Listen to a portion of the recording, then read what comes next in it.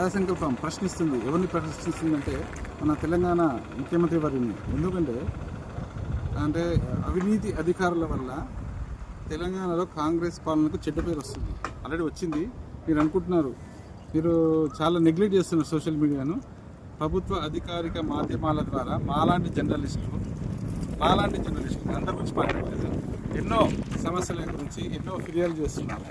Twitter, మేము ముఖ్యంగా Twitter, Facebook, Instagram, emails, ఇక ఆర్టీఐ ప్రకారమే చెప్పండి, ఎవరు రెస్పాన్సిబుల్ కావట్లేదు.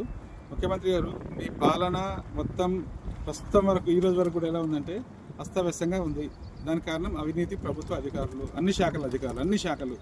మీరు మేలుకోండి. మీరు మేలుకోకపోతే మాత్రం ఇక చాలా అంటే మీరు అనుకుంటున్నారు నేను మోనార్క్ని, కాంగ్రెస్లో నేనే అది అనుకుంటున్నారు.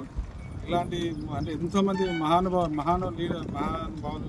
కాంగ్రెస్ లీడర్లో కనుమరుగైపోయారు.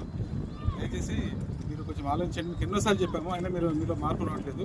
ముఖ్యంగా జిహెచ్ఎంసీలో అక్రమ నిర్మాణాలు, చెరువుల కబ్జాలు విపరీతంగా జరుగుతున్నాయి. చట్టాలను ఉపయోగించి ఆ అవినీతి గురించి మీ దృష్టికి తీసుకొస్తున్న నిత్యము చూడండి. ట్విట్టర్లో ఒక్కరు కూడా మీరు స్పందించరు. మీ అధికారులు స్పందించారంటే స్పందిస్తలేరంటే మొత్తం అవినీతి జరుగుతుంది కాబట్టి స్పందించలేరు. మాలాంటి నేను ఉత్తమ జర్నలిస్ట్ అవార్డు తీసుకున్న ఒక జర్నలిస్ట్గా చెప్తున్నాను. అంటే మాలాంటి వారికి మీరు సమాధానం ఇస్తలేరు అధికారులు అంటే ఇక మామూలు వ్యక్తులకు ఎలాంటి సమాధానం ఇస్తారు?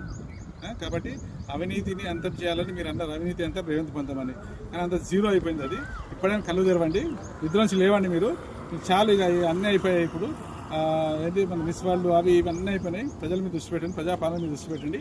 మా పట్ల కృష్ణ ప్రజా సంకల్పం.